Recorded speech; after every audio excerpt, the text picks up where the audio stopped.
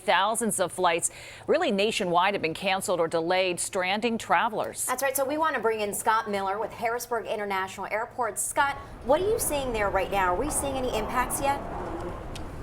No, not yet. It's very normal, busy right now as people are preparing to get out of town or into town before the storm hits. But we do expect impacts to start tomorrow evening and then all day Sunday into Monday. And Scott, hey, we've been through this before, right? Let's talk about if your flight does get delayed or canceled. What's the best thing to tell these travelers?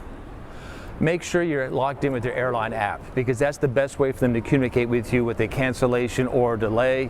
Also, if you need to rebook, that's the best way of doing it because the days of calling somebody, there are hours wait to get to a customer service agent. So your airline app on your phone or your tablet, that's the best way to be in touch with your airline. And can you talk about what's happening behind the scenes now? How is the airport preparing on the operations side to make sure the airport and also the airplanes are running safely? Our responsibility is to keep all the surfaces clean and safe for aircraft to land and for people to come and go. So all of our snow blowers, snow plows and snow brushes have been serviced. They're ready to go. Vehicles are topped off. We have food for our employees that we brought in. We have some hotel rooms and bunks because we'll have people here 24, 36, 40 years, however long it takes to maintain a safe operating condition for aircraft, and we have contractors in place to do the parking lots and the roads in and out of the airport. So we're prepared as we can be, and so what will happen is we'll just start to react once the snow starts to fly. Yeah, I know a lot to happen once this storm actually is here, Scott, and you heard these emergency officials saying, you know, it's going to be hazardous conditions, telling people really if they don't need to travel, don't be on the roads, but right. You said you're going to be prepared there at the airport to clear everything out so that people can get in and out?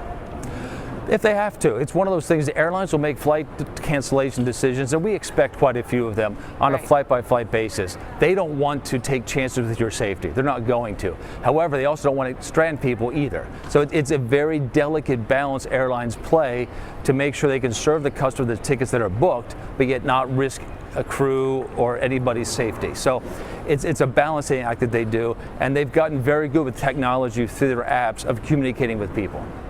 And where should viewers go then for the most reliable updates from the airport? What's the one thing you really want travelers to know ahead of this storm? Be prepared. If you have the ability to change your flight, you can do that. The airlines, American, Delta, Frontier, and United have all issued travel advisories. So if you want to delay your flight, if that works, you can do that again through the app. It's just awareness and just being smart. If your flight isn't canceled and it's safe to get here, do so very early.